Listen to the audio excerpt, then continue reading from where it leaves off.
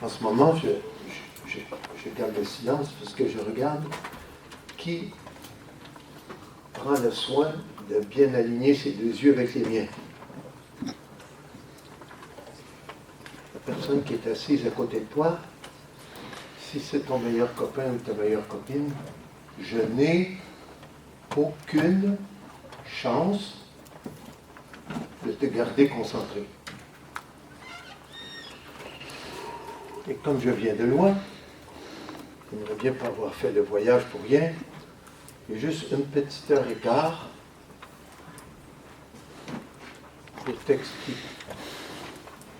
pour t'expliquer des choses que très peu de monde connaissent. Alors, sois pas étonné, si je vois que tu n'es pas capable de rester concentré, ça se pourrait que je te demande de te déplacer. Les deux yeux sont alignés vers moi, pas vers ton crayon.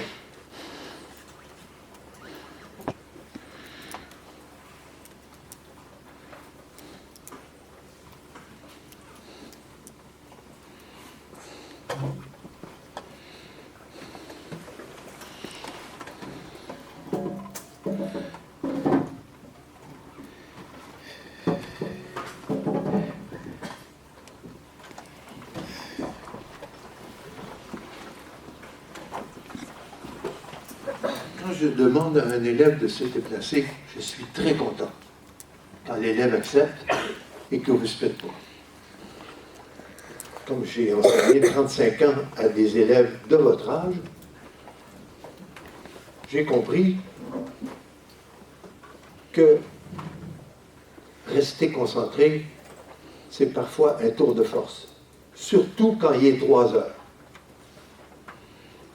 Et qu'on a déjà une journée de passée, presque complète, la dernière période, écouter un adulte qu'on n'a jamais vu de notre vie,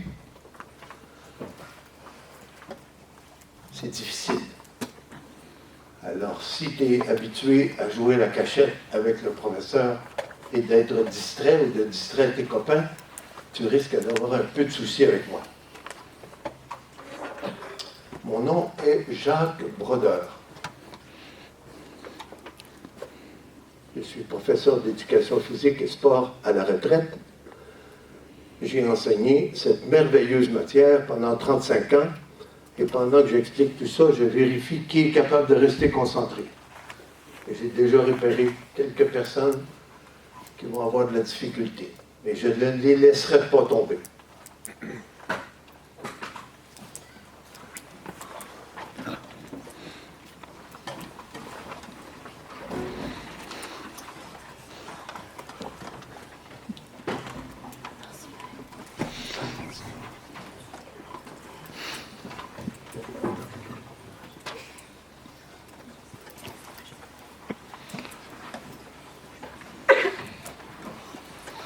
Jacques Brodeur. Jacques Brodeur est venu dans votre collège parce que la principale m'a invité. Quand j'aurai fini de vous parler, vous allez pouvoir dire à Madame la principale si elle a eu une bonne idée ou pas. Et pour être capable de donner votre idée, vous avez intérêt à bien surveiller ce que je vous explique.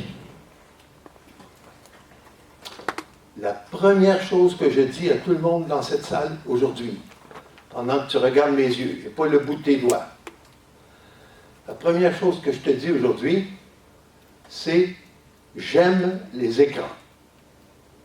Et je ne blague pas. Je les aime, les écrans, moi. Mais ce qui me cause problème, c'est que, en plus d'aimer les écrans,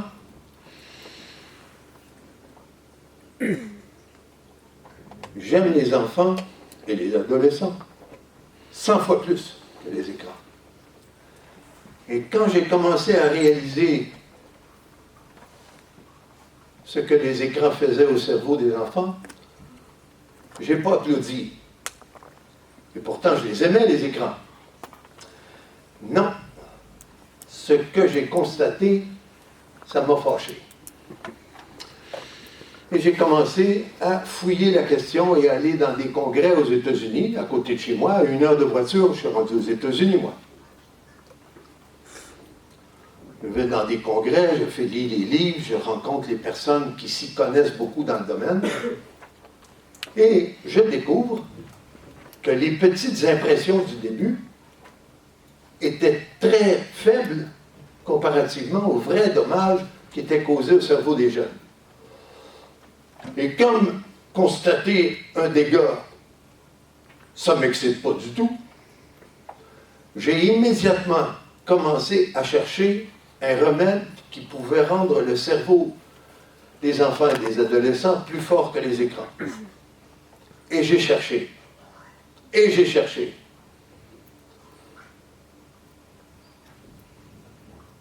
Si je me déplace une autre fois, je pense que tu vas le regretter. J'ai l'impression. J'ai fouillé dans toutes les pharmacies. J'ai fouillé sur Internet toutes les découvertes chimiques qui se faisaient pour trouver des médicaments. On trouve aujourd'hui des médicaments que tu prends quand ton cœur est sur le point de faillir. Tu prends la pilule et clic, ça va mieux. Mais rendre un cerveau d'enfant capable de rester concentré, c'est pas mal plus difficile. Mesdames, Messieurs, j'ai commencé à donner des conférences comme celle que vous allez entendre aujourd'hui. Il n'y en a jamais deux pareilles. J'en ai donné une ce matin, et celle de cet après-midi ne ressemblera pas du tout à celle de ce matin. Je la donne, cette conférence, et je la donne de façon interactive. Je parle 4 minutes, et j'ai une question pour toi. Et je t'annonce tout de suite que la question que je vais te poser, ça ne ressemble pas du tout aux questions qu'on te pose depuis que tu es en CP. Parce que depuis que tu es en CP et depuis que j'étais en CP, je sais très bien que quand on pose une question, la maîtresse ou le professeur connaît la bonne réponse. Donc j'essaye de deviner la bonne réponse. Et aujourd'hui, ça ne marchera pas comme ça du tout. À toutes les fois que je te poserai une question, essaye pas de deviner ce que je veux. Dis-moi ce que tu penses. Et si c'est ce que tu penses, c'est la bonne réponse. Si j'écoute chaque personne donner sa réponse à une question, c'est fini, l'après-midi est passé. J'ai donc utilisé la méthode de la feuille de papier. Une feuille de papier bien lignée. Et sur cette feuille, la première chose qu'il faut écrire en haut de la page, tu peux continuer de me regarder les yeux. La première chose que tu... J'attends un peu. La première chose qu'il faut écrire sur une seule ligne en haut de la page, si tu es concentré, tu vas l'écrire du premier coup. Réussi. Première ligne en haut de la page, les 4 choses qu'il faut écrire, je les nomme, les 4 choses. Le crayon ne bouge pas. Prénom, nom, âge, classe.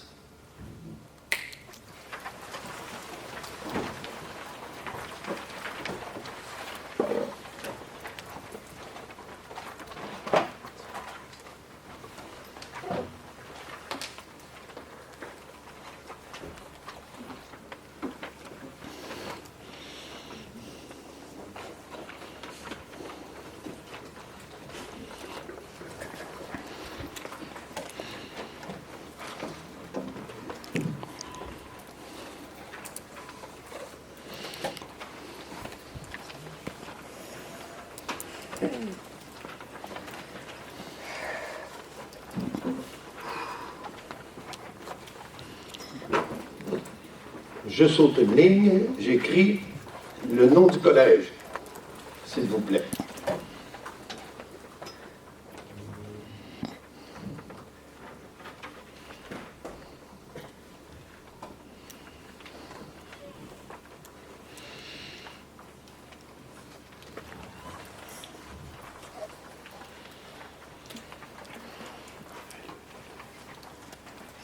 Je saute une ligne, j'écris dans la marge le chiffre 1, s'il vous plaît.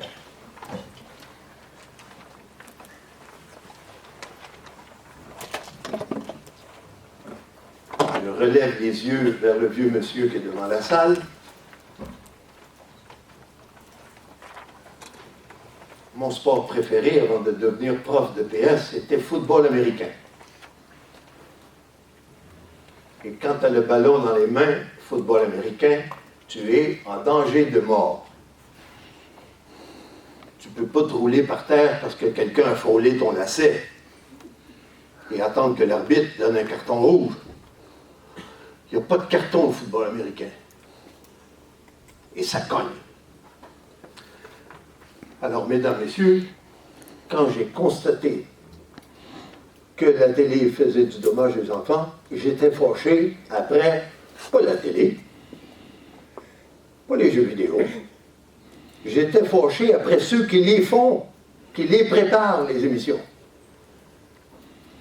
Et le premier dommage que j'ai constaté, je l'ai vu dans la cour de récréation de mon école. Je m'informe à mes collègues qui enseignent eux aussi. Dans toutes leurs cours de récréation, ils ont vu le même dommage.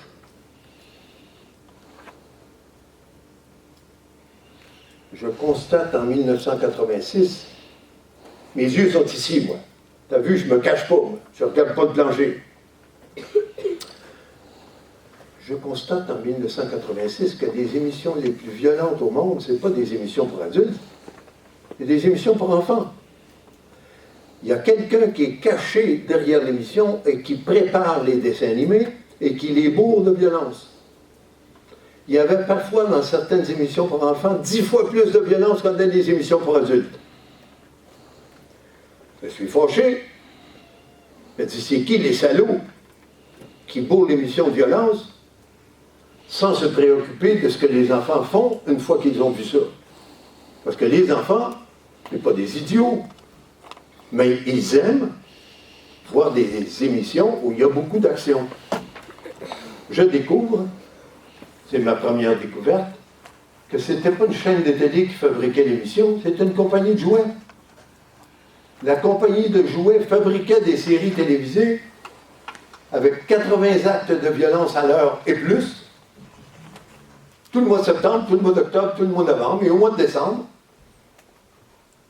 les enfants voulaient quoi comme cadeau de Noël? Les personnages qu'il y avait dans l'émission. Est-ce que la compagnie a fait de l'argent? Oh que oui! La quantité de jouets qu'ils ont vendus a été multipliée par 7 entre 1981 et 1985. 7 fois plus de jouets. T'imagines la quantité de profit qui rentrait dans les poches des actionnaires de la compagnie. Il y a de la bagarre, il y a des élèves qui imitent ce qu'ils ont vu à l'émission dans leur cours de récréation. Il y a des professeurs qui sont obligés de disputer les élèves qui font mal aux autres. D'autres professeurs qui sont obligés de soigner ou consoler l'enfant qui s'est fait faire mal. Il y a des parents qui appellent à l'école parce que l'enfant ne veut plus aller à l'école, il se fait blesser, il se fait maltraiter par les autres. Alors qu'on avait mis, nous les êtres humains, des centaines d'années à obtenir des écoles où tout le monde a le droit d'aller. Pas seulement le fils du roi et les nobles, tout le monde. Ouvrier, avec ou sans travail, mon enfant doit aller à l'école, il s'en va à l'école, et il y a quelqu'un qui s'amuse à y faire mal. Jacques Brodeur était fâché, pas après les enfants.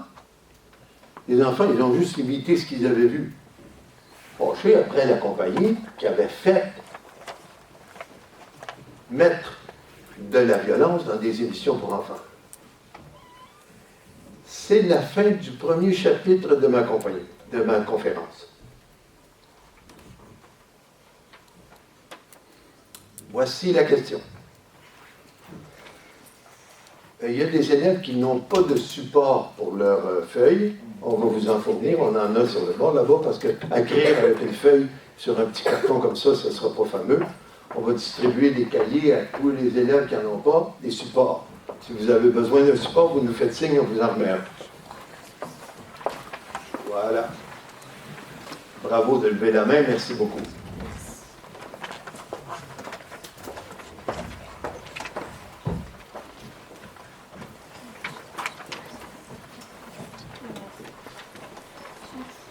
Il en reste encore? Voilà. Merci, monsieur. On a nos supports, tout le monde est équipé. Voici maintenant la question. Ça s'en vient, ça s'en vient. Voici la question.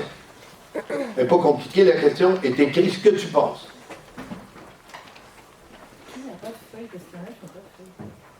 Est-ce que quelqu'un a une belle feuille lignée et quadrillée comme celle-ci? S'il y a quelqu'un qui n'en a pas, ou que j'en donne une. Pas une petite feuille, une belle grande feuille comme celle-ci. Tout le monde en a? Ça va. Voici la question. J'ai parlé pendant 4 minutes. Je demande à ton cerveau de fabriquer une petite phrase pas trop longue. Une petite phrase où tu vas mettre les mots les plus importants à retenir dans ce que je viens de raconter. C'est la première qui est difficile, toutes les autres, ça va être facile après. Je fabrique une petite phrase avec des mots. Je choisis les plus importants dans ce que Jacques Brodeur vient de raconter pendant 4 minutes. Je fabrique une petite phrase et je l'écris sur ma feuille vis-à-vis le chiffre 1. C'est parti. Je félicite tous les élèves qui sont arrivés déconcentrés en pensant que ça allait être la rigolade, et là en ce moment ils sont bien concentrés.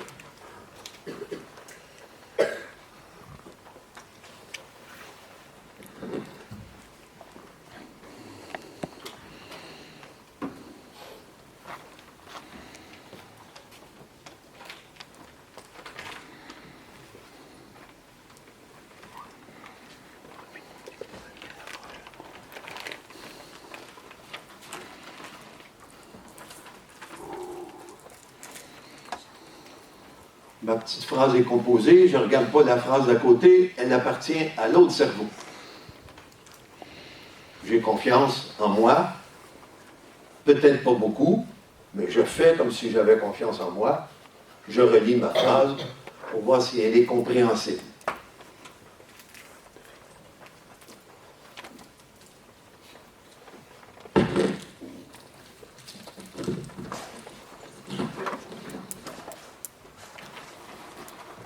Je saute une ligne, chiffre 2, dans la marge.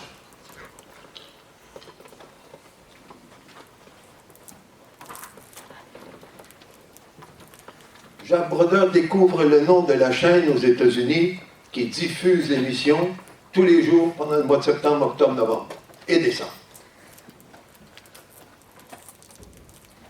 C'est la chaîne ABC. La chaîne ABC, je communique avec eux pour connaître le nom du petit génie qui a gagné un gros salaire à fabriquer un dessin animé bourré de violence. 10 fois plus que dans des émissions pour adultes. On m'apprend que ce n'est pas un employé de la chaîne. Première découverte. Deuxième découverte, j'apprends que la chaîne a été payée pour passer le programme. Ah ben, une chaîne de télé qui passe un programme, le programme n'a pas été fait par un employé, la chaîne a été payée pour passer le programme par qui? Hasbro, H-A-S-B-R-O. Voici donc qu'une chaîne a découvert que quand tu faisais regarder une émission violente à un enfant, l'enfant devient inquiet pour son héros. Il aime son héros. Après l'émission, il est inquiet pour lui. Durant la nuit, il rêve à son héros. Le lendemain, il se réveille et il espère qu'il n'y a rien arrivé de fâcheux à son héros. Parce que la veille, l'émission s'est terminée à peu près avec la phrase suivante, tous les épisodes. Ah ah ah ah ah, monsieur le héros, j'ai pas réussi à te crever les yeux et à t'arracher le cou aujourd'hui, mais je reviens demain à 4 heures. Et voici un enfant qui ne sait pas lire l'heure,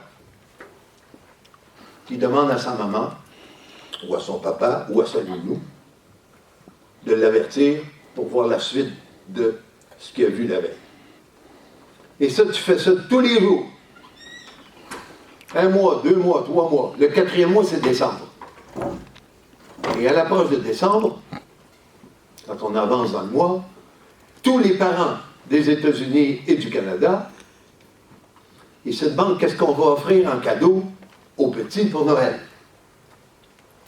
Tous les adultes, quand ils préparent un cadeau pour Noël, même si c'est le Père Noël qui va l'apporter, les enfants souhaitent, les parents, pardon, souhaitent que les yeux de l'enfant brillent en déballant son cadeau. Et qu'est-ce que les enfants ont demandé pour Noël?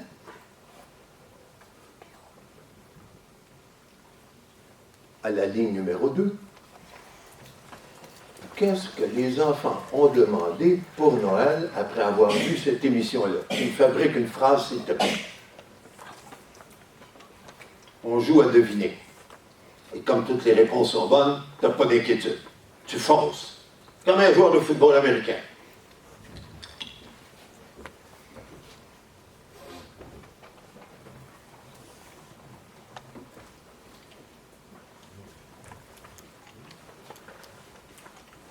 Je saute une ligne numéro 3.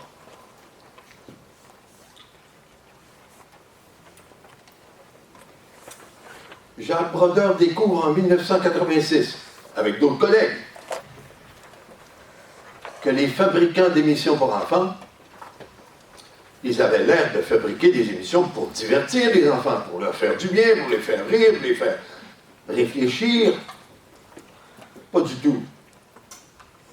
Tout ce que les compagnies voulaient était de donner le goût à l'enfant de demander ces personnages-là pour Noël. Quelques années plus tard, je découvre que les fabricants d'émissions pour enfants ont trouvé un deuxième truc. Bob l'éponge. Est-ce que quelqu'un dans cette salle connaît Bob l'éponge? Je félicite tous les élèves qui sont restés concentrés. Merci.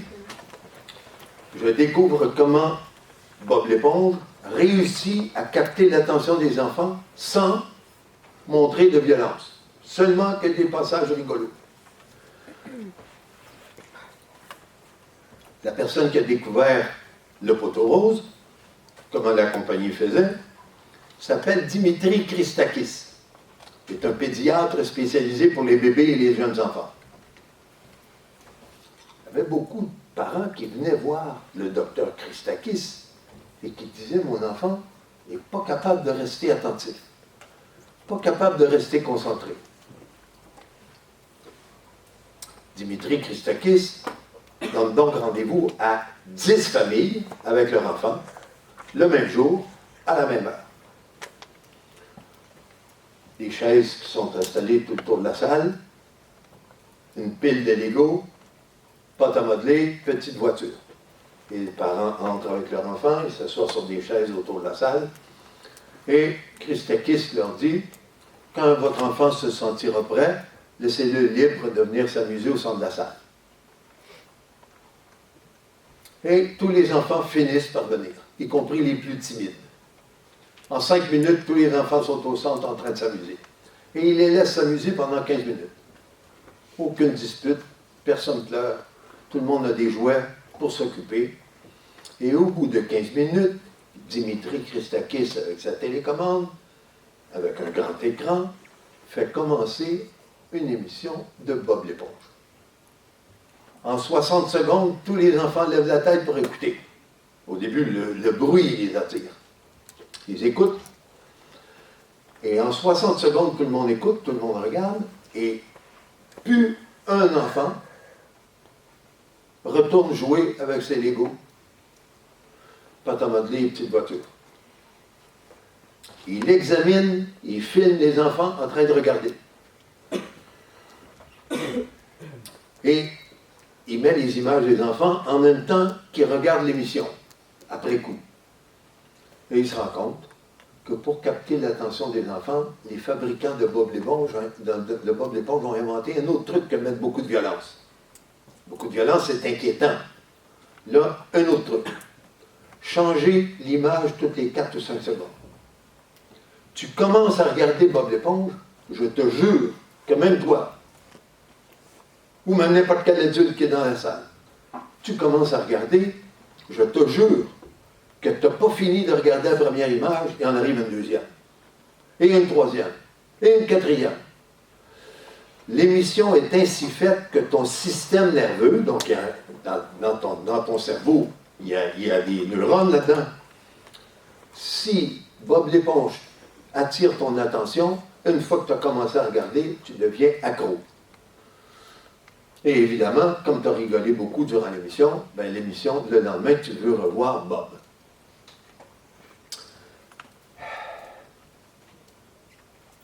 Dimitri Christakis, c'est celui qui nous apprend, à tout le monde, pas rien qu'à moi, à tout le monde qui a lu ses articles, que quand un enfant regarde des dessins animés le matin avant de partir pour l'école,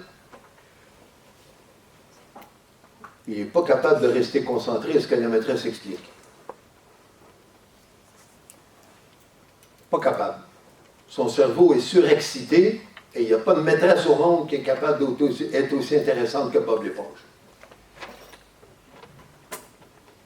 Jusqu'à 11h, 11h30, au cours de la matinée, l'enfant qui a regardé la télé, dessins animés le matin, pas seulement Bob l'éponge, les dessins animés en général, ils ne sont pas capables de rester concentrés. Et qu'est-ce qui se passe dans le cerveau de cet enfant qui n'est pas capable de rester concentré? Il s'imagine qu'il n'est pas intelligent. Et quand il arrive en sixième, il n'y a plus une seule maîtresse, il y en a 5, 6, 7, pas capables de les écouter. Et cet enfant, quand il regarde par la fenêtre, pendant un cours ennuyant, lui, il les trouve tous ennuyants, les cours. Quand il regarde dehors, il arrive à son cerveau la même chose qui arrive à quelqu'un qui marche dans le désert sans avoir bu pendant plusieurs jours. Son cerveau invente une solution. Et cette solution, elle est connue dans le monde entier. Et on avertit tout le monde qui va se promener dans le désert. N'oublie pas ta bouteille d'eau. Parce que si t'en manques, ton cerveau va inventer, au-dessus de la dune, là-bas, un palmier qui te laisse penser qu'il y a probablement un oasis là-bas. Et que dans l'oasis, tu vas pouvoir boire. Le cerveau, c'est fort, mes amis. Ça invente des choses.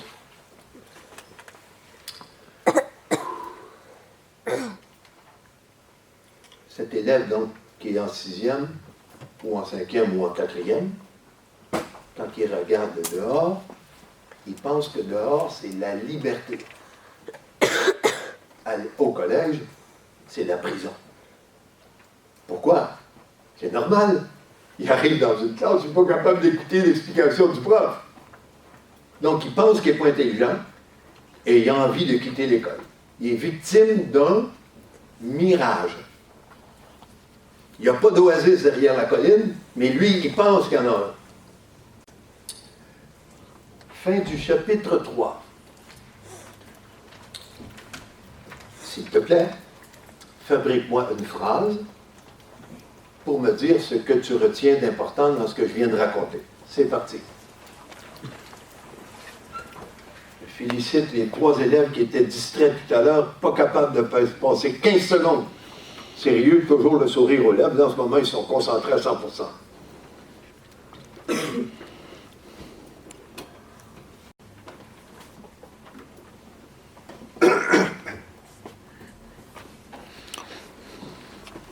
Si ta phrase est terminée, tu la relis pour être sûr que je pourrai comprendre.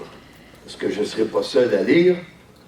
Je vais la faire lire à d'autres adultes, y compris les 2 journalistes qui vont peut-être venir. Pas aujourd'hui, mais demain. Et je vais leur montrer les réponses des élèves.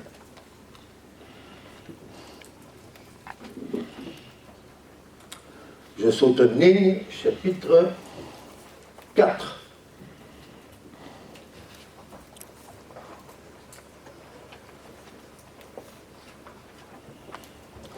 Si tu ne regardes pas sur la feuille d'à côté, tu vas être sûr que la réponse vient de toi.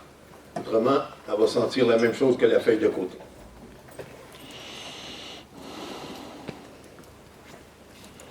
J'aime les écrans, moi. Au moins autant que vous, peut-être même plus. J'aime pas ce que les écrans font aux enfants. Et comme j'aime les enfants 100 fois plus que les écrans, j'ai décidé que je fouillerais la question. Je viens d'expliquer 2 dégâts causés au cerveau d'enfants par les émissions de télévision. Et je n'ai pas aucun reproche à faire à aucun élève dans cette salle.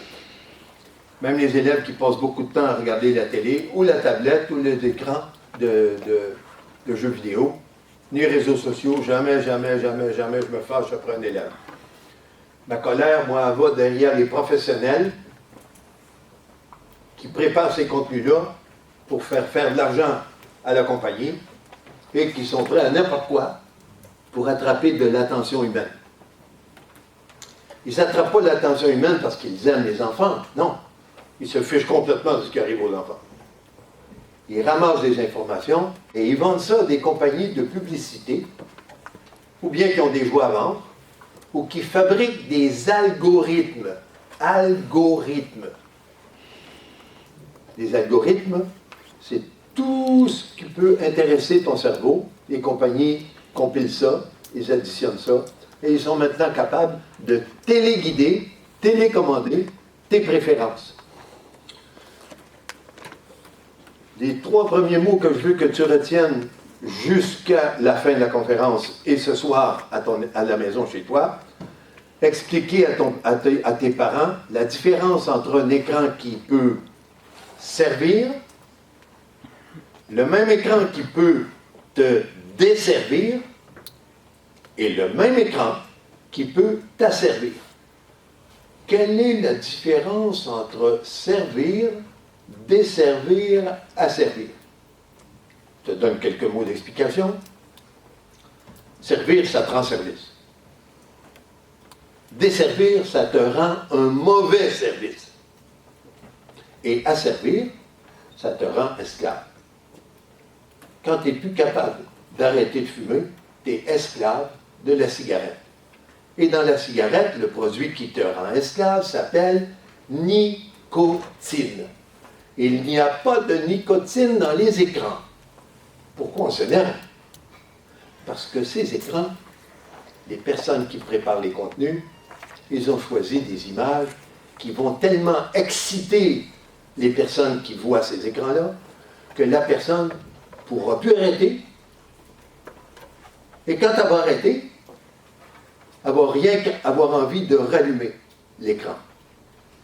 Asservir, mesdames, messieurs, c'est de l'esclavage.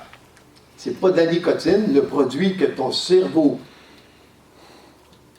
secrète quand tu fais Fortnite ou un réseau social. J'ai dit Fortnite et j'ai vu 2 visages d'élèves qui sont venus tout près de faire pipi dans leur culotte. Mais ils ont réussi à se contenir. Fortnite. Des mots de l'alphabet. F-O-R-T-N-I-T-E. Asservir. Et moi, je déteste personne dans cette salle. C'est les personnes qui l'ont inventé qui fâchent. Et la raison pour laquelle ils l'ont fait qui me fâche.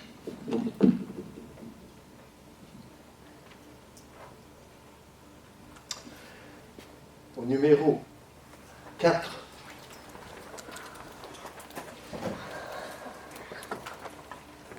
Jeux vidéo. Est-ce que quelqu'un dans cette salle connaît un jeu vidéo qui récompense le joueur quand il tue? Lève ta main, s'il te plaît.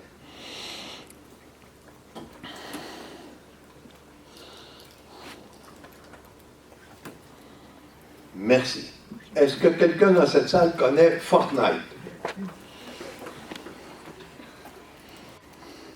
Vous avez vu la différence entre les deux formes de main levée. Pourtant, Fortnite, on gagne des points en tuant. Est-ce que quelqu'un connaît Candy Crush? Merci. Est-ce que quelqu'un connaît Angry Birds? Merci. Est-ce que quelqu'un connaît une personne qui couche avec son téléphone pour faire des jeux vidéo? 1, 2, lève plus haut que je... 1, 2, 3 personnes seulement qui connaissent une personne qui couche avec son téléphone. Merci. Voici la question. Elle est délicate. Réfléchis comme il faut avant de répondre. J'en ai nommé quelques-uns des jeux vidéo, mais il y en a plusieurs autres. Voici ma question. Réfléchis comme il faut avant de répondre. Il y a certains de ces jeux vidéo-là, quand on commence à aller dessus, on a toute la misère du monde à ne plus y aller. On devient accro. Je voudrais au numéro 4 que tu m'écrives le nom du jeu vidéo qui est le plus accrocheur? Tu mets ta réponse, s'il te plaît.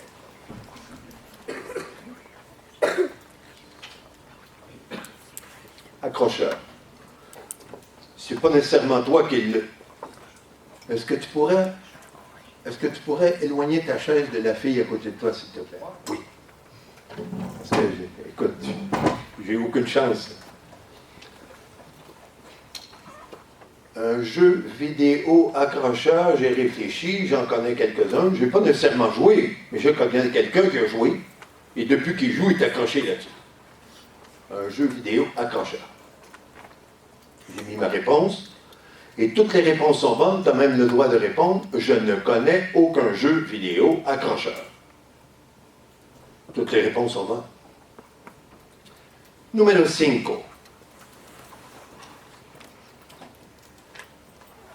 Il y a d'autres élèves dans cette salle et dans ce collège et dans tous les collèges de France et d'Allemagne et d'Italie et d'Espagne et d'Angleterre qui ne sont pas accros de jeux vidéo. Ils sont accros de réseaux sociaux. Est-ce que quelqu'un dans cette salle connaît Instagram? Merci d'être resté concentré. Est-ce que quelqu'un connaît Snapchat? Merci. Est-ce que quelqu'un connaît TikTok? Merci. Est-ce que quelqu'un connaît Facebook?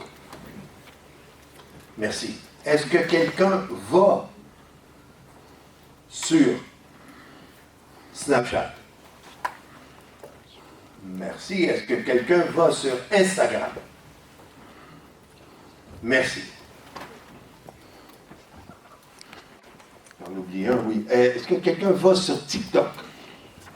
Gardez la main levée. Il y en a un petit peu moins, et ça va être important parce qu'on va regarder le nombre de mains pour chaque jour. Merci. Est-ce que quelqu'un va sur Facebook? Très peu. Voilà, c'est comme ça dans toutes les classes. Mesdames, Messieurs, voici la question numéro 5. Le journaliste te demande, Monsieur, Madame de...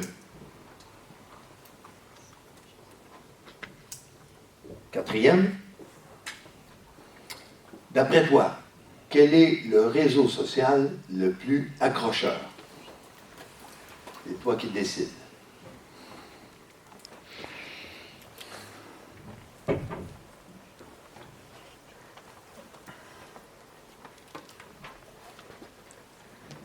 J'ai vu une tête tourner seulement quelques instants. On avait presque réussi.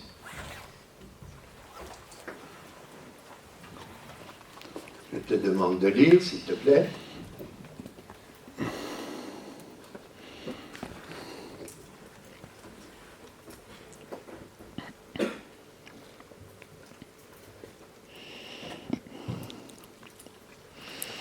Lorsque j'ai découvert en 2001, par un petit bulletin de nouvelles, qu'il y avait un professeur de médecine en Californie qui avait fait une expérience dans 2 écoles élémentaires de San José,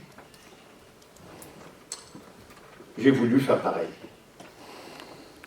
Il avait été dans 2 écoles, une école qui continuait à enseigner comme l'année précédente, une nouvelle école qui enseignait à partir d'un cahier que lui-même Robinson avait préparé, un cahier de 18 leçons. Pendant 18 semaines, le personnel de l'école, les enseignantes,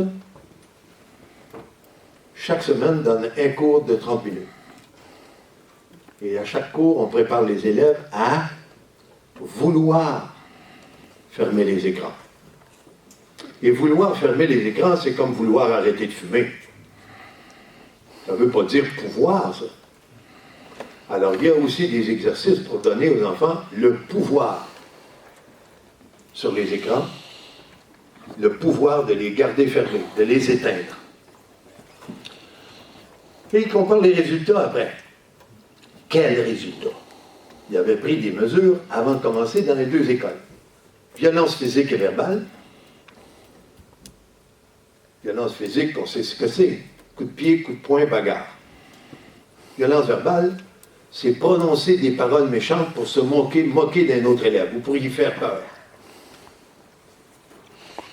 force de voir des émissions violentes, je vous l'ai expliqué au début, il y a des élèves qui finissent par trouver très drôle de faire de la peine aux autres. Ils rigolent. Violence physique et verbale dans les deux écoles. Adiposité, il prend une pincée de peau à la taille et sous le bras. Et plus il y en a épais, plus il y a de gras sous-cutanés. Parce que l'épaisseur de la peau, c'est à peu près la même pour tout le monde. Si c'est plus épais, c'est parce qu'il y a du gras en dessous. Et enfin, il vérifie la fréquence de l'asticotage des parents par les enfants pour se faire acheter des jouets vus à la télé. Vous comprenez que j'étais content parce que je vous ai raconté qu'en 86, j'avais vu que Hasbro faisait désirer des jouets aux enfants avec les personnages qu'il y avait dans ses émissions violentes. J'étais content. Je lis les résultats de Robinson en 2001. La violence physique diminue de 40%. 4 coups de pied sur 10, 4 coups de poing sur 10, 4 bagarres sur 10 n'ont pas lieu. Pas par crainte de punition, pas parce qu'il y a des caméras cachées dans les corridors. Juste diminuer le temps passé devant l'écran. Violence verbale, 50%. Adiposité, fond. Plus de gras sous-cutané. On est tous capables de comprendre en quatrième que quand on est assis sur la selle d'un vélo, on brûle plus de calories que quand on est assis sur une chaise avec une console et d'une manette. On est tous capables de comprendre ça. Mais lui, il l'a vérifié. Quand les enfants ferment les écrans, oups, ils brûlent les calories au lieu de les accumuler. Et enfin, l'asticotage des parents par les enfants diminue presque complètement. Dans l'école, les enfants ont pu réussir à garder les écrans. Fin du chapitre 6 de ma conférence, une phrase pour vous souvenir de ce que je viens de raconter.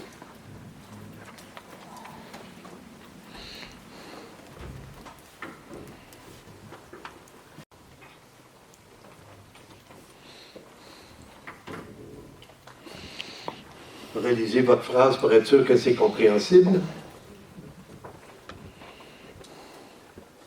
Numéro 7.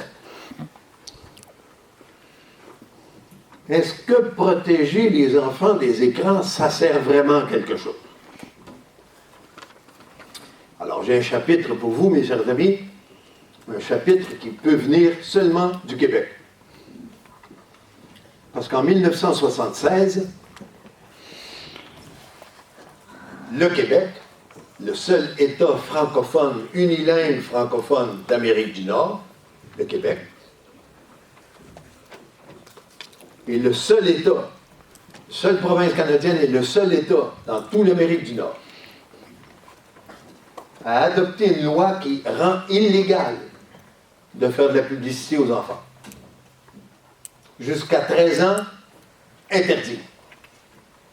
Tu comprends que les compagnies qui faisaient de l'argent à annoncer des produits aux enfants, ils ont râlé. Injuste, liberté d'expression, on veut communiquer avec les enfants pour leur montrer les beaux jouets qu'on a à vendre. Interdit. Ils ont engagé des avocats, ils les ont payés très cher. Ils ont contesté la loi québécoise. On était les seuls. On pensait bien qu'il y avait d'autres provinces qui allaient faire comme nous. Non. Ils ont tous eu peur. La loi a été reconnue constitutionnelle en 1989. Donc, adoptée en 1976, appliquée à partir de 1980. En 1989, la loi, la Cour suprême dit le Québec a le droit de protéger les enfants vulnérables contre des professionnels de la psychologie et de la publicité. Notre loi est donc en vigueur, et pendant toutes les années qui ont suivi, ça continuait de rôler chez les publicitaires. Les compagnies de télévision aussi protestaient, parce qu'ils disaient, nous, quand une compagnie faisait de la publicité sur notre chaîne, nous, on faisait de l'argent, ils nous payaient pour passer à la pub. Pas de pub. Donc les télévisions râlaient, les agences de publicité râlaient, et tout à coup, un jour, il y a quelqu'un, une chance que ce n'était pas un Québécois, sinon on aurait dit que c'était biaisé.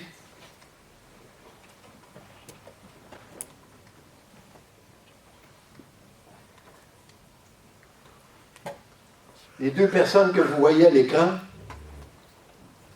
une qui enseigne à l'Université de l'Illinois, aux États-Unis, l'autre qui enseigne à l'Université de Colombie-Britannique, la dernière province à l'ouest du Canada, qui a vue sur l'océan Pacifique, alors que nous, on a vu sur l'océan Atlantique.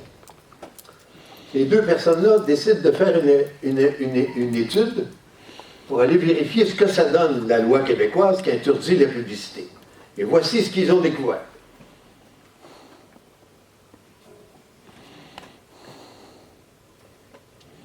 Ils ont vérifié l'argent dépensé par les familles entre 1984 et 1992.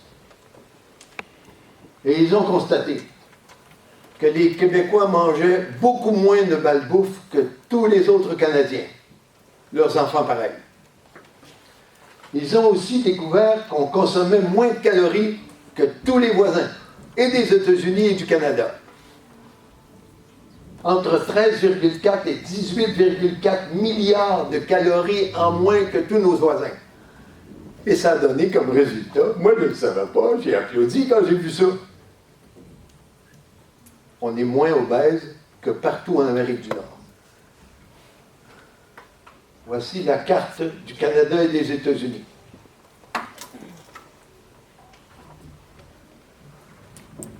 Voici la carte du Canada et des États-Unis. À droite, en blanc ou en beige pâle, vous avez le Québec, avec un cours d'eau qui pénètre en forme de courbe, c'est le fleuve Saint-Laurent. Le seul endroit au Canada où le taux d'obésité est comparable au nôtre, c'est complètement à l'autre bout du pays, Colombie-Britannique. British Columbia, c'est pour ça que c'est écrit BC. Et partout aux États-Unis, il n'y a aucun État qui a un taux d'obésité comparable au nôtre. Aucun État des États-Unis a un taux d'obésité comparable au nôtre. Ils sont tous des enfants plus obèses que les nôtres, et beaucoup plus obèses que les nôtres. Qu'est-ce que je tire de ce tableau et de cette étude? C'est que quand tu protèges les enfants des agences de publicité, c'est payant pour la santé de tes enfants. Parce qu'être gros, c'est pas grave en soi, être gros. Le problème, c'est que quand tu es gros et tu es obèse, ta circulation sanguine est beaucoup plus pénible. Tes vaisseaux sont coincés, étroits. Ton cœur travaille 2 fois plus, 3 fois plus à cause de l'étroitesse de tes vaisseaux sanguins. Donc, mesdames, messieurs, n'allez-vous pas vous réfugier dans un régime alimentaire qui fait maigrir? Non! On a la recette. Diminuez le temps que vous passez à la télévision, lâchez la manette de jeux vidéo, lâchez les réseaux sociaux et prenez à la place le vélo. La lecture, on sait maintenant que la lecture fait perdre des calories plus que regarder la télévision. Couché dans le même fauteuil, en train de regarder la télé, et couché dans le même fauteuil, en train de lire un livre, tu brûles plus de calories avec le livre. Au numéro 6, c'est bien ça? On est au numéro 6? 7? 7. Numéro 7. Qu'est-ce que tu retiens de ce que je viens d'expliquer? Qu'est-ce que tu retiens de ce que je viens d'expliquer? Ta réponse est bonne, vas-y, fais-toi confiance.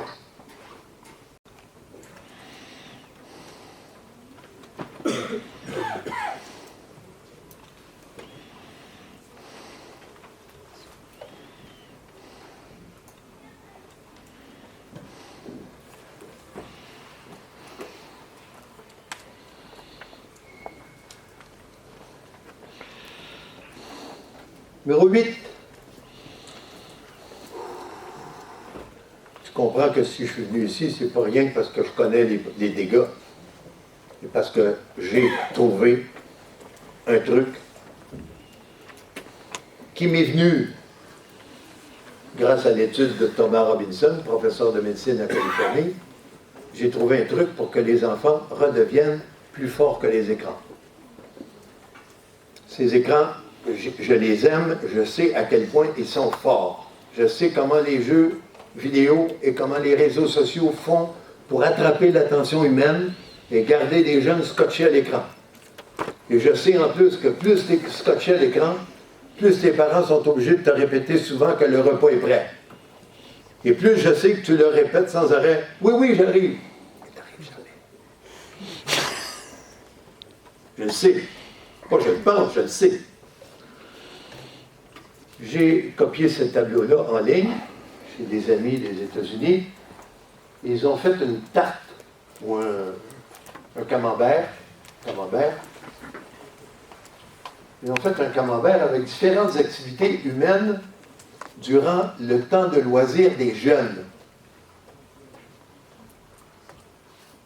Je sais que tu ne connais peut-être pas l'anglais, mais je peux te dire que toutes les petites pointes qu'il y a à gauche de l'écran, la plus grosse, c'est en vert,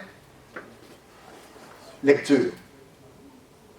Et à droite de l'écran, la plus énorme portion du camembert, c'est la partie bleue, qui est télé et autres écrans.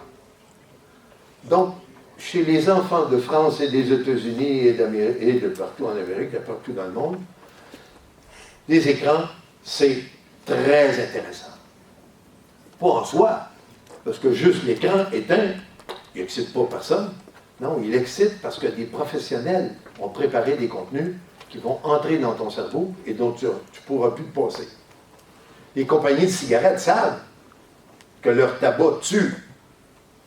Et ils savent qu'il y a dans le tabac de la nicotine qui vont empêcher le fumeur d'arrêter de fumer, de réussir à arrêter de fumer. Ils le savent.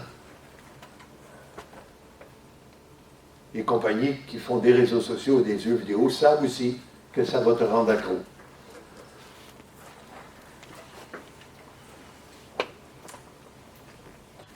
Au numéro 8, parmi tout ce que tu fais sur un écran, j'aimerais que tu écrives au numéro 8 le divertissement qui accapare le plus de ton temps.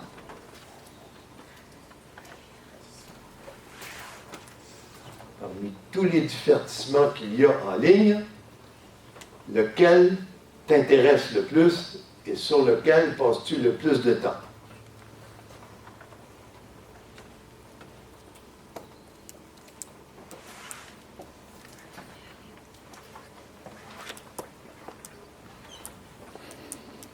Je saute une ligne numéro 9. Quand Jacques Brodeur a inventé son médicament pour guider les enfants hors de la prison numérique, j'ai évalué les résultats. J'ai fait comme Robinson. Et j'ai découvert que les élèves à qui j'avais proposé le défi, tous les élèves d'une même école, c'était pas une grosse école, une école, un collège, le premier collège, lui, 950 élèves. 950 élèves, à Montmagny, au Québec. Je propose le défi sans écran à ces élèves-là. Il y en a qui se moquent de moi, il y en a qui se moquent de leurs copains, il y en a qui s'encouragent, qui s'organisent pour gagner le match. Voici ma question à toi au numéro 9. Si jamais l'idée folle de fermer les écrans te prenait, tu ne l'as pas pris encore, tu n'as pas encore décidé si tu allais essayer. Mais si jamais l'idée folle te venait d'essayer, pourrais-tu écrire au numéro 9, s'il te plaît, le nom d'une personne qui va probablement t'encourager? Tu réfléchis comme il faut avant de répondre. Le nom d'une personne qui pourrait t'encourager si tu décidais de réduire le temps que tu passes sur les écrans. Et si tu regardes sur la feuille d'à côté, tu ne regardes pas à votre place. Les réponses sont toutes dans ton cerveau. Numéro 10. Je veux que tu écrives le nom d'une personne qui va probablement, tu n'es pas sûr, qui va probablement essayer de te décourager. Tu mets son nom et à côté, tu me diras c'est qui. C'est ton papy, c'est ton papa, c'est ton frère, c'est ta grande sœur, peu importe. Le nom d'une personne qui va probablement essayer de te décourager. Si tu veux en écrire 3, tu peux.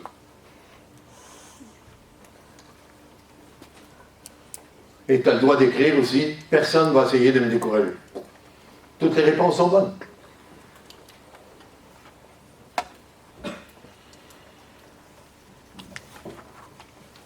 Je saute une ligne numéro 10.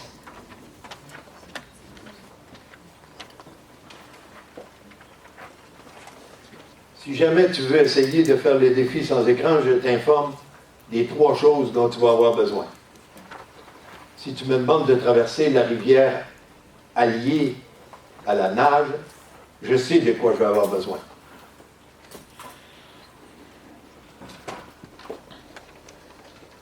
Pour traverser 10 jours sans écran, voici ce dont tu vas avoir besoin.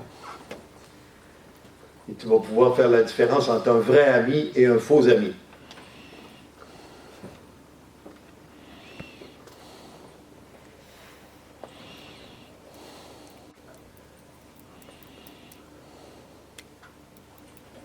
Ce qui nous intéresse avec le défi sans écran, c'est que les élèves découvrent qu'ils sont maintenant capables, pas de casser leur écran, pas de s'en passer à tout jamais, non, juste de les laisser reposer pendant 10 jours. Et ça, tu as besoin d'un cerveau bien équipé. Entre servir, desservir et asservir, il n'y a pas de frontière. Il n'y a pas de barrière, il n'y a pas de clôture, il n'y a pas de clignotant qui te dit pou, pou, pou, pou, pou, pou, comme en auto quand on a reculé ce matin, on s'approchait d'un obstacle. Ça veut dire qu'on est trop proche, qu'on a arrêté. Quand tu vas passer de servir à desservir à asservir, il n'y a personne qui t'avertit. Ben là, ils t'avertiront certainement pas. Ils veulent t'attirer dans asservir. La plupart des jeunes qui sont dans cette salle s'imaginent que quand ils peuvent faire des choses que leurs parents ne leur permettent pas, ils s'imaginent qu'ils sont libres. Parce que leurs parents ne les attrapent pas. Comme un voleur qui va au magasin et qui vole des choses, il se sent libre parce qu'il a volé quelque chose et il n'y a personne qui l'a attrapé.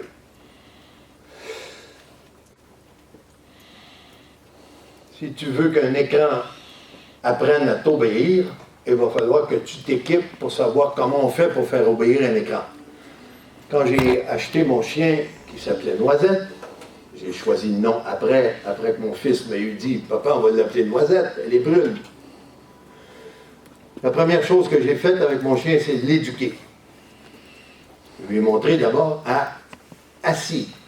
Il ne comprenait pas. Je répétais le mot assis, elle ne comprenait pas. C'est sûr? Donc j'ai placé son corps, assis, les 2 fesses à terre, je l'ai félicité, elle s'est relevée, je lui ai redit assis, elle l'a fait, et là je l'ai félicité à tous les fois. Et quand je suis allé me promener sur le trottoir avec mon chien, je lui ai montré à rester sur le trottoir. Pourquoi j'ai montré à mon chien à marcher sur le trottoir, moi? Il est libre, mon chien. Il peut décider d'aller dans la rue. Au numéro 11. Pourquoi j'apprends à mon chien à obéir? Pourquoi je montre ça? Et si tu regardes sur la feuille d'à côté, je sens que tu as un problème.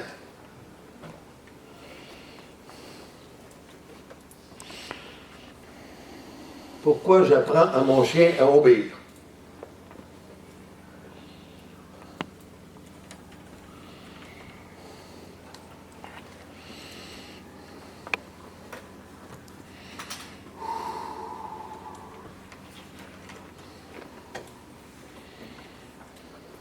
Numéro 12, je fais entrer dans la maison chez toi un lion, un crocodile, un serpent et un écran. Tu es capable de dompter le crocodile, le lion et le serpent. Mais l'écran, non. Parce que l'écran, il n'est pas là pour t'obéir, il est là pour répondre aux intérêts de la compagnie qui a choisi les images qu'il y avait dessus.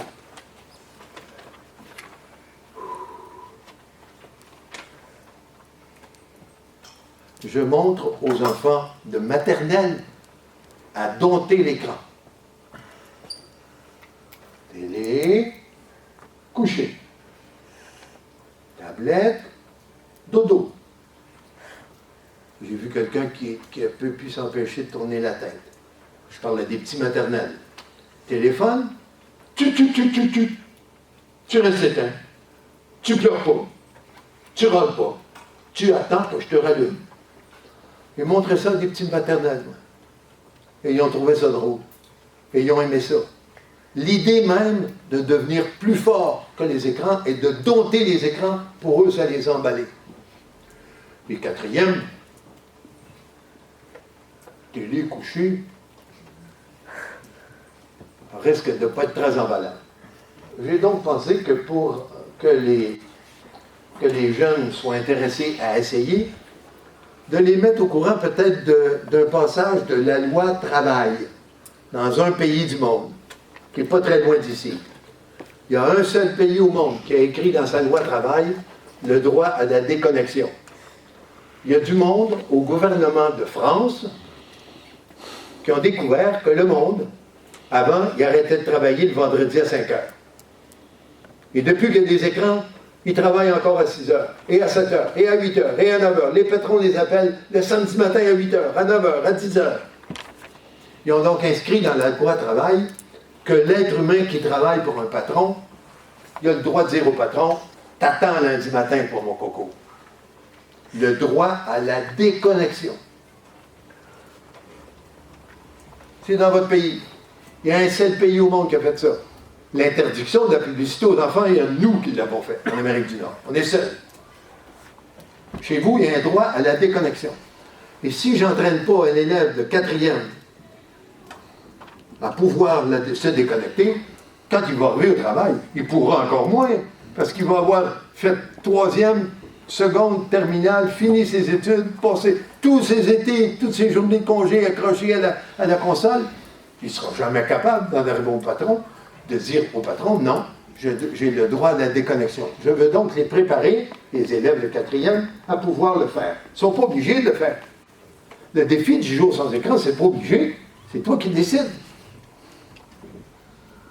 Et je surveille parce que, d'après moi, bientôt, il y a un département en France qui va inviter toutes ces écoles à organiser, aux dates choisies par l'école, le nouveau défi 10 jours sans écran. Le sport moderne d'avant-garde, où les êtres humains redeviennent maîtres de la technologie au lieu de se laisser mener par la technologie et de devenir esclaves. Je recommande à tout le monde de recommander à ses parents d'acheter le livre que je viens d'afficher sur cette image-là. Je regarde les professeurs qui regardent l'image, je leur dis, si vous voulez investir 20 € bien placés pour comprendre ce qui se passe dans le cerveau de vos élèves à l'adolescence, vous avez intérêt à acheter un œil sur ce petit livre-là. Le titre a l'air d'un livre de voyous, mais tout le contenu n'est que scientifique.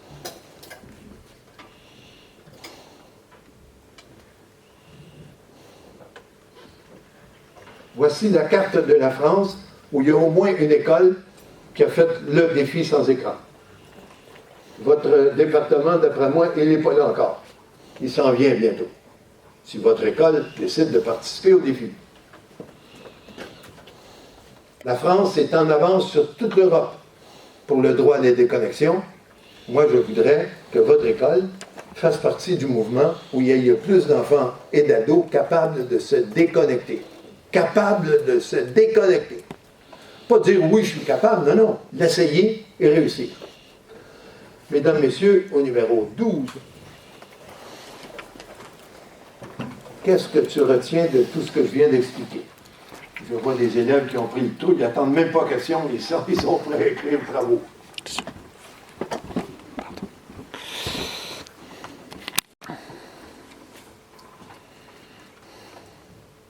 Numéro 12. On arrive au numéro 13.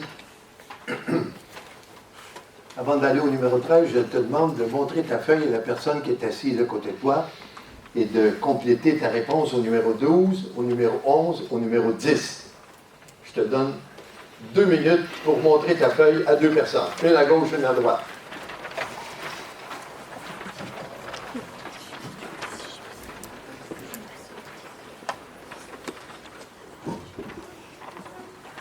Et évidemment, tu as le droit de parler pour dire à quelqu'un « Je ne comprends pas ce que tu as écrit ».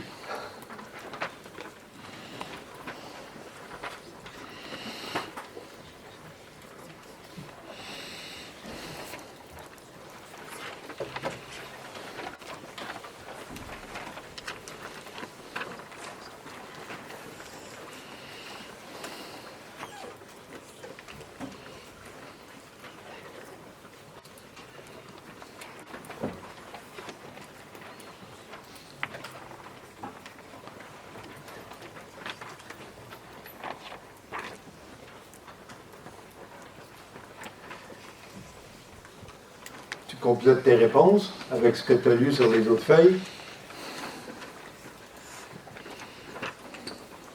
20 secondes. 19, 18, 17, 16, 15, 14, 2, 1. C'est fait? Terminé? C'est bon. Très bien. Merci, messieurs. Merci, mesdames. J'ai apporté cette photo-là d'une famille de Saint-Yorre. On a photographié la famille en pleine action de communication un vendredi soir. Ça communique à plein. Tu reconnais peut-être des membres de ta famille. Sinon, tu reconnais ton lapin qui est assis sur le plancher. Est-ce que quelqu'un connaît l'émission éducative Lapin crétin? Merci. J'ai vu que la plupart des élèves étaient capables de ne pas être distraits. Est-ce que les lapins crétins sont une émission éducative? Au numéro 13, ta réponse, s'il vous plaît.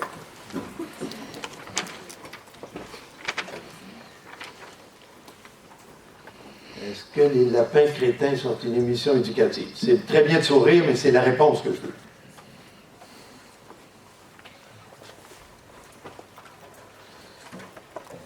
Encore une fois, toutes les réponses sont bonnes.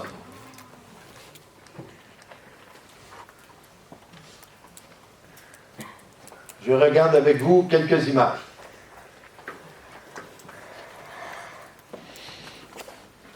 Voici une maman qui est très fière de dire que son fils, à 2 ans, ne parle pas encore. Mais, depuis qu'il est tout petit, et tous les fois qu'il pleure, le bébé, elle lui donne son téléphone. Et il arrête de pleurer tout de suite. Donc, elle ne sait pas qu'il y a du dommage, elle. Et elle nous explique dans l'image que l'enfant est rendu au niveau 52 dans Candy Crush. Vous m'avez dit tout à l'heure que vous connaissiez Candy Crush. Est-ce que quelqu'un qui s'est rendu au niveau 52?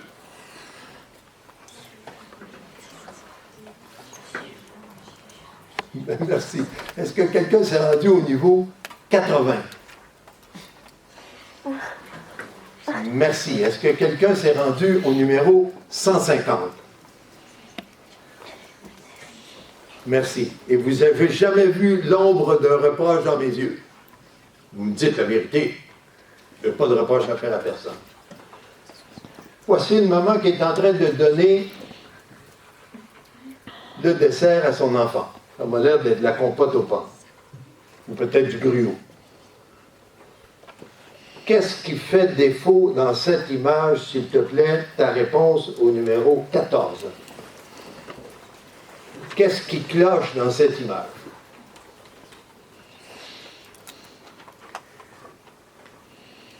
Et tu as le droit de répondre, je ne sais pas. C'est bon? Tu as toute liberté.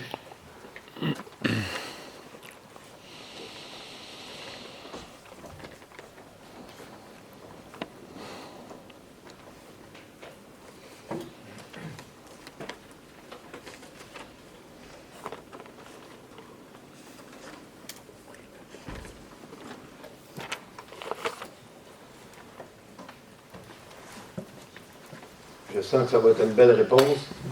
J'ai hâte de lire les réponses. Est-ce qu'il y a un autre sujet de dispute dans la maison chez vous qui est plus populaire que le temps que tu passes sur les écrans? Est-ce que quelqu'un a un autre sujet que celui-là comme objet de dispute? Le rangement de la chambre. Qui a le rangement de la chambre? Attendez un peu, la caméra est en train de vous filmer. On va vous faire passer à la télé. Voyez tous les enfants qui se font disputer parce que la chambre n'est pas rangée. Est-ce que quelqu'un a un autre sujet de dispute que le rangement de la chambre? Les débats. Les débats. Les débats. Les débats au sujet de... J'ai pas bien entendu. Vous avez entendu, vous? Jean-Paul, vous avez entendu? Du foot. De foot. Les débats au sujet du foot. Ah oui, oui, débat au sujet du foot. Quelle équipe va gagner? Quelle est l'équipe préférée, c'est ça? Oui, c'est bon. Merci. Est-ce que quelqu'un qui suit le rugby dans cette salle? Merci. Est-ce que quelqu'un suit le foot dans cette salle? Merci. Est-ce que quelqu'un suit le hockey dans cette salle? On l'attrape du vent, celui-là. Mesdames, Messieurs, voici comment on prépare un enfant à devenir esclave des écrans.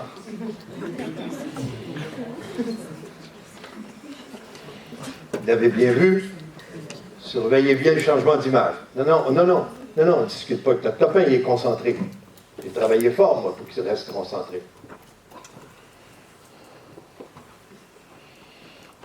Regarde bien cette image. Il y a deux adultes puis un enfant. Essaye de deviner, avec ton puissant caillou, où il y a un cerveau vivant, l'invention la plus formidable, qui est 1 milliard de fois en avance sur n'importe quel téléphone, n'importe quel ordinateur, ça là, ça. J'aimerais que tu essayes de deviner qu'est-ce que le petit gars est en train de penser en ce moment. Tu mets ta réponse au numéro 15, number 15.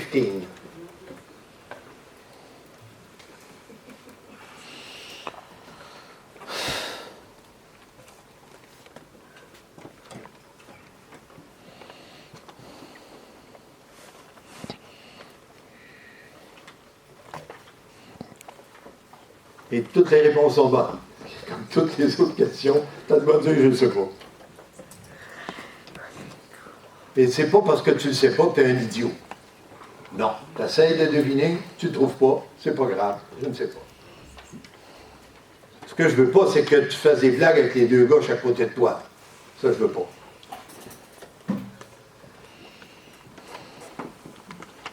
Alors, ce petit garçon-là, il pense quelque chose. Ça se peut pas qu'il pense à rien. Tu as essayé de deviner, tu as allumé dans ton cerveau des neurones et tu es en train de chercher une solution, une réponse. Celui-ci, Boris Cyrulnik. Il n'y a personne de votre âge qui connaît Boris Cyrulnik, à moins des miracles. Et pourtant, quand ses parents ont été kidnappés par les nazis et mis dans un train pour être envoyés au fourneau là-bas, lui, il s'est retrouvé tout seul à la maison. 6 ans. Tu vas où? Tu passes 1 ou 2 jours sans manger. Tes parents t'ont dit de rester caché. Et à un moment donné, il faut que tu sortes. Alors, il va cogner chez quelqu'un. Et en allant cogner chez des gens, il rencontre des personnes qui le chassent à coups de pied et d'autres qui lui disent « Viens, je vais te donner à manger ». Et la personne qui lui donne à manger, elle ne le garde pas couché. Hein? Parce qu'elle sait très bien que s'il y a un voisin qui le sait, un voisin qui va aller dire aux nazis. Alors, on le nourrit, on le fait sortir à la dérobée, à la cachette, pour pas qu'il se fasse attraper. Puis il est allé de maison en maison, en maison, en maison, puis il a été hébergé un jour dans une ferme. Il a survécu. Il est devenu psychiatre. C'est le psychiatre qui a écrit un livre sur la résilience. La résilience, vous allez tous avoir besoin de ça dans votre vie. Qu'est-ce que c'est la résilience? C'est quand tu as perdu ton boulot, que tu n'as plus de travail, que tu as perdu tes amis, que ta femme divorce ou que ton mari divorce, il s'en va, il te laisse tout seul avec les enfants. quand tu es abandonné par tout le monde et que tu as une grosse peine d'amour, mesdames, messieurs, tu te ramasses vidé, complètement démoli. Et qu'est-ce qui te fait te reconstruire? La résilience. C'est formidable, la résilience. Lui, le champion mondial de la résilience. Il a écrit son livre là-dessus et il s'y connaît. Qu'est-ce qu'il nous dit lors de cette entrevue? Parce qu'il y avait un autre pédopsychiatre en France qui disait 0,3 ans, il ne faut pas d'écran. Lui, il dit, c'est pas 0,3 ans, c'est 0,6 ans. Et pour quelle raison? Regarde pour quelle raison il dit, avant 6 ans, il ne faut pas que tu laisses ton enfant regarder un téléphone ou une tablette. C'est écrit.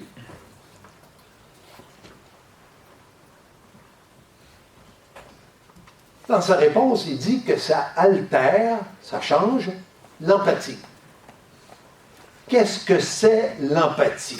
L'empathie, oh, toi, tu es au courant? Wow, je suis content de toi, mais non, mais tu ne réponds pas parce que je veux aller plus vite, je veux finir.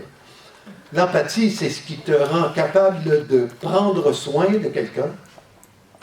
Prendre soin de quelqu'un. Et porter secours à quelqu'un. Quand tu n'as plus d'empathie, tu n'es même plus capable de penser que tu pourrais prendre soin. Et tu n'es surtout pas capable de porter secours à quelqu'un qui a de la peine, ou qui est fâché, ou qui a peur, qui s'arrange, qui se débrouille. L'empathie. Les deux copains qui sont appuyés au dos au mur, là. Il y a un feu de circulation ici. Il y a des autos qui passent dans les deux sens. Là. Mes deux copains qui sont là, de quatrième, aucune empathie. Ils ont tué des milliers de personnes sur Fortnite ou sur... l'autre nom du jeu que j'ai nommé ce matin, World of Warcraft. Ils ont tué des milliers de personnes là-dessus. Et ça, c'est des champions. Et sur Fortnite. Plus d'empathie. Il y a une vieille à côté d'eux qui voit changer le feu de circulation et qui voit un petit personnage piéton. Il traverse la vieille. Mais elle marche lentement. Elle est rendue à peine au milieu de la rue. Changement de lumière. Il y a une voiture qui vient à toute vitesse là-bas. Une belle autosport. Les deux gars, ils rigolent d'avance, parce que la vieille va se faire écraser. Plus d'empathie, plus capable de prendre soin, plus capable de porter secours. Il y a une fille dans leur école, les autres l'appellent salope. Ils rigolent. Et eux-mêmes, ils disent des choses méchantes à des filles ou à des gars. Ils appellent un gars pédé pour n'importe quelle raison. Ou ils se moquent de quelqu'un qui est un peu rond, pas très habile dans les sports, on lui donne des surnoms pour l'humilier. Eux autres, ils ont du plaisir à ça. Ils n'ont plus d'empathie.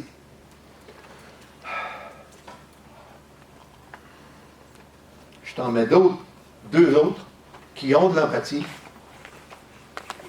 Et quand ils voient que la vieille est rendue au milieu de la route et qu'elle ne se rendra pas, il y en a un des deux qui fait des grands signes à l'automobiliste pour arrêter. Même s'il est fâché. Monsieur est fâché. Il y a une vieille dans la rue. Il fait des signes à l'auto de ralentir, d'arrêter. Et le deuxième, il prend la vieille par le bras et il aide à traverser. Ça, c'est du monde qui a de l'empathie. Je te souhaite, mon cher ami, ma chère amie, je te souhaite de t'entourer de personnes qui ont de l'empathie. Et quand il y a quelqu'un qui se moquera de toi, avec n'importe quel surnom, tu te souviens de moi. Parce que la personne qui rigole en faisant mal ou en faisant de la peine aux autres, c'est pas mon copain. Et il ne le dirait pas devant moi. Oh, non. Au numéro 16, qu'est-ce que Jacques Bronner vient d'expliquer?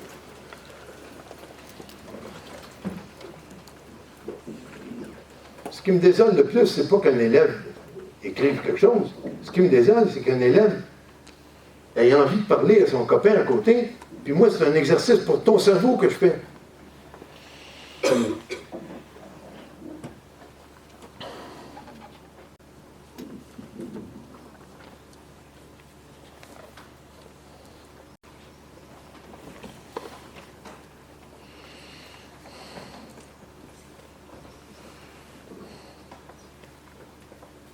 Number 17.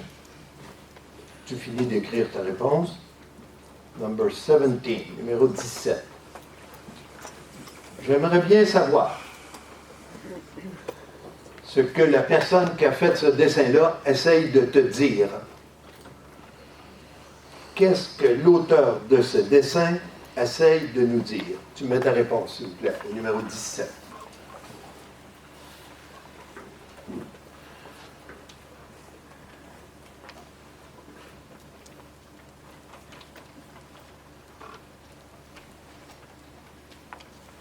Encore une fois, tu as le droit d'écrire, je ne sais pas.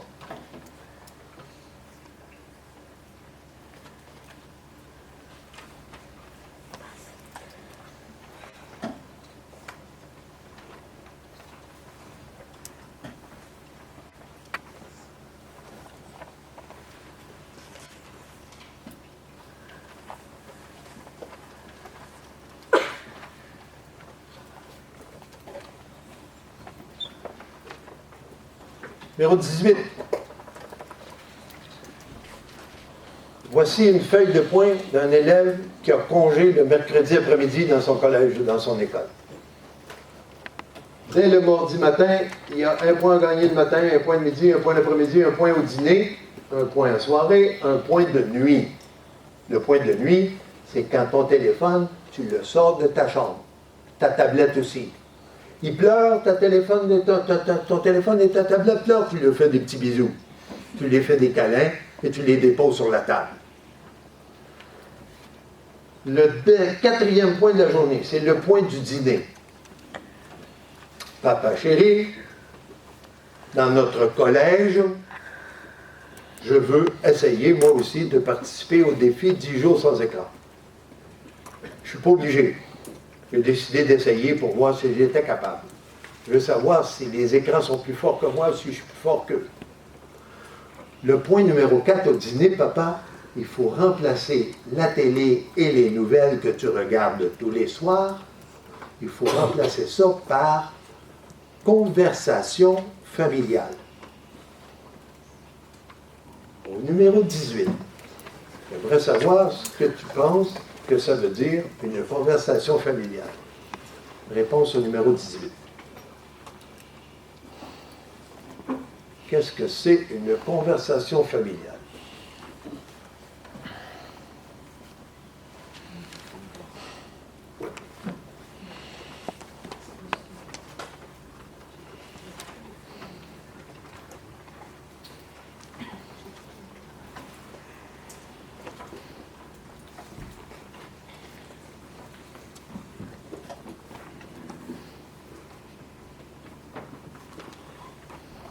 Je saute une ligne, numéro 19. Jacques Brodeur a presque fini de nous parler. Il y a des bouts de ce qu'il nous a expliqué qui étaient amusants, d'autres moins. C'est maintenant l'heure de décider combien de points il mérite pour la conférence qu'il vient de donner devant la salle aujourd'hui au 4e. Combien de points sur 10 me donnes-tu pour le travail que j'ai fait devant la salle cet après-midi? Tu me choisis une note que je mérite, c'est toi qui décides. Et à côté de ma note, tu écris quelques mots d'explication. Qu'est-ce que j'ai fait pour mériter cette note? Encore une fois, toute liberté.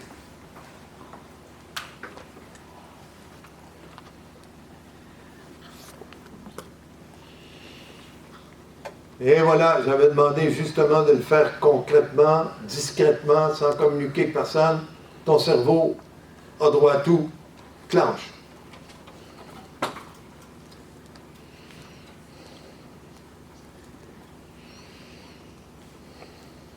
Quelle note tu donnes à Jacques Brodeur sur 10 et quelques mots d'explication? Et le numéro 20. Madame, tu écris Madame la principale, virgule. Madame la principale, virgule.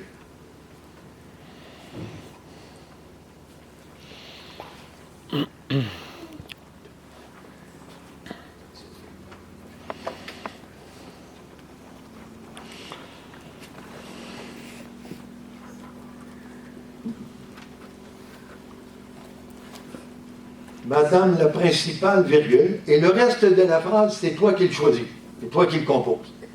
Et tu dis à Madame la principale ton opinion sur sa décision de m'inviter aujourd'hui à parler au 4e. Tu lui donnes à ta principale ton avis.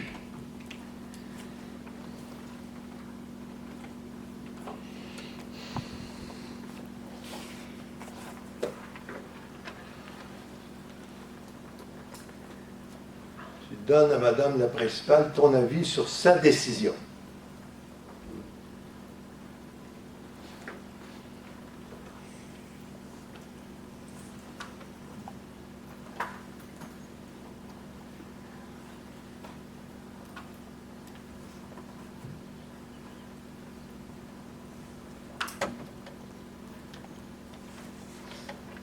Pendant que vous finissez de rédiger votre réponse, je vais demander à 2 élèves qui ont fini de répondre de ramasser les feuilles. Monsieur, dans ton îlot, dans ton groupe de la salle, et toi, mademoiselle, dans cette moitié de la salle, s'il vous plaît. On place les feuilles toutes du bon côté, bien placées. Merci à ces 2 élèves de m'aider.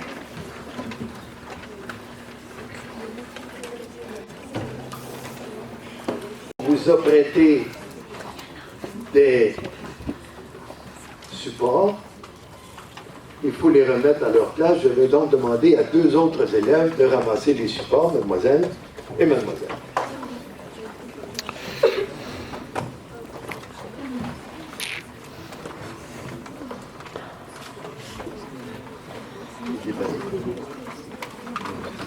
Les professeurs qui ont assisté à ma conférence, vous avez le droit de participer à un tirage d'un voyage pour toute la famille au Québec au cours de l'été prochain. Il y a un formulaire de 197 questions à compléter, parce qu'il faut que vous méritiez quand même le voyage. Je ne peux pas vous lâcher. Et puis, je voulais vous dire aussi que la traversée aura lieu à la nage, comme autrefois, comme dans le bon vieux temps. Merci beaucoup d'avoir assisté. Si vous pensez qu'il y a des élèves qui peuvent s'évanouir en quittant la salle, vous pouvez aller les voir. Moi, j'en ai vu un, c'est sûr, que lui, il va passer les jambes toutes molles, il va trembler. Et je vais aller le voir pour le rassurer.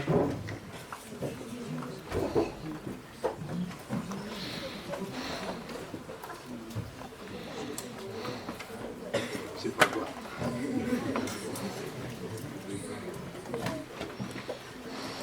C'est pas toi, non. Moi, je suis obligé de serrer la main, je te remercie parce que tu as accepté de changer de place. Je t'aurais pu bouder. Toi, comment t'appelles-tu? Dieu? Il est trop dur. Dis-moi, Jimmy, je te félicite. Parce qu'il y avait à côté de toi un gars. J'ai essayé plusieurs fois de parler avec toi, de te distraire, de rester concentré et je te félicite. Est-ce que tu pourrais maintenant donner un bon coup de poing? Et lui aussi, je le félicite. Et celui-là aussi. Parce que lui, il voyait que j'essayais d'obtenir la concentration de tout le monde. Et puis, il me narguait avec son sourire. Tu as vu ce gars-là sourire? Regardez bien, il va sourire. Et ces élèves-là, quand on en a dans notre classe, on fait comme Bart Simpson avec son fils. On s'approche de lui.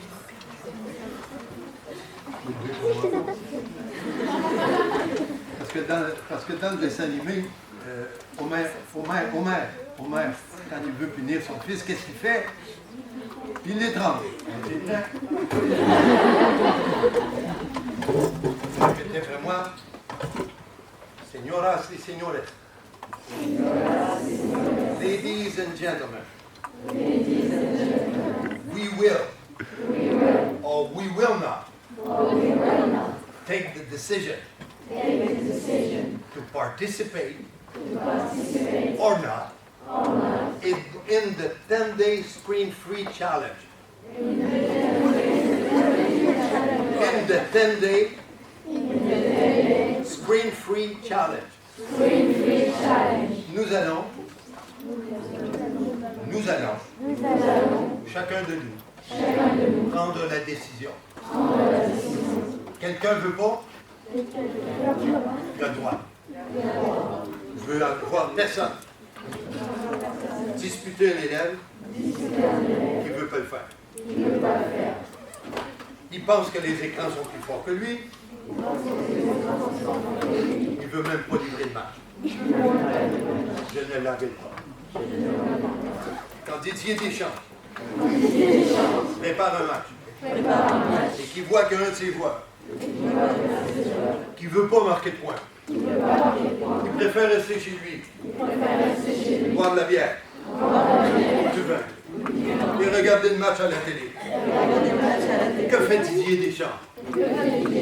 Il dit à son joueur, reste à la maison, mon vieux. Alors le défi du jour sans écran, c'est le même principe. C'est moi qui décide. C'est toi qui décides. Personne ne peut t'obliger. Cependant, si tu essaies, tu vas voir apparaître devant toi un gars plus fort, une fille plus forte que tout ce que tu imaginais. Et même ton papa et ta maman auront le droit de participer. Dans notre défi, tout ce qui est permis, c'est encourager. Décourager, jamais. C'est bien compris. On est assis solidement. Il y a des élèves comme ça, on ne peut pas s'empêcher de les taquiner. Parce qu'on sent qu'ils ont mauvais caractère. J'aimerais voir, est-ce que ça vaut la peine d'aller en classe? Il reste combien de temps? Il reste 20 minutes. 20 minutes? Donc vous voulez continuer le spectacle à ma place? Non. Arrangez-vous avec. Je suis content de vous avoir parlé. J'ai travaillé dur pour obtenir votre attention. J'aimerais entendre quelques élèves qui ont le courage de lever la main et de me dire ce qu'ils pensent de tout ce que j'ai présenté aujourd'hui. J'ai fait tirer un voyage gratuit pour toute la famille. Au Québec. En avion. Vous ne voyez pas. Donc, personne ne lève la main pour poser une question. Non, mais aidez-moi. J'ai 20 minutes à passer. Répétez après moi. Monsieur Brodeur. Débrouillez-vous. Vous avez 76 ans. Vous êtes assez grand pour vous débrouiller tout seul. Nous, on est en quatrième. On ne veut pas. On ne veut pas vieillir. On veut rester en quatrième. Et l'année prochaine. Et l'année d'après. On aime nos profs. On veut les garder. Madame la directrice, s'il vous plaît, gardez-nous au collège. On aime Victor Hugo.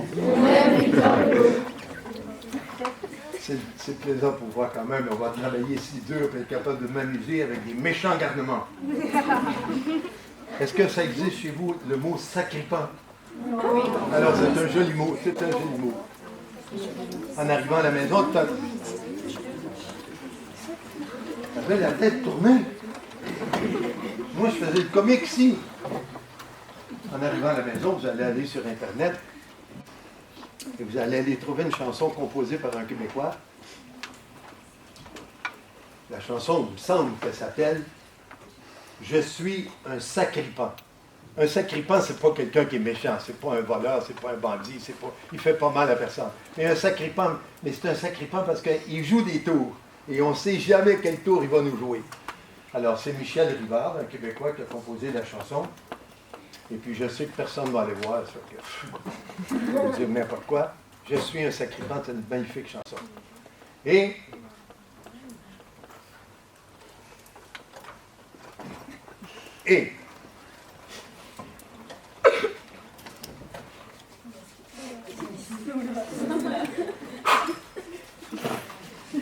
comme moi, s'il vous plaît.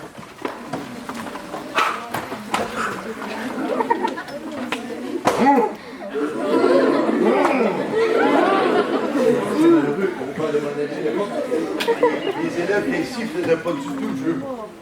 On est prêts?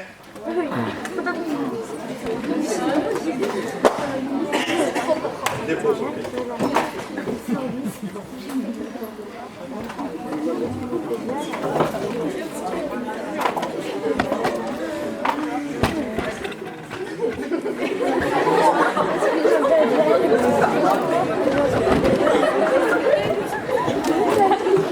Señoras y señores, esta es la terminación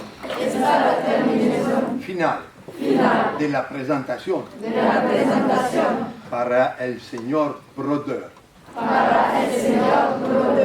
Arrivederci.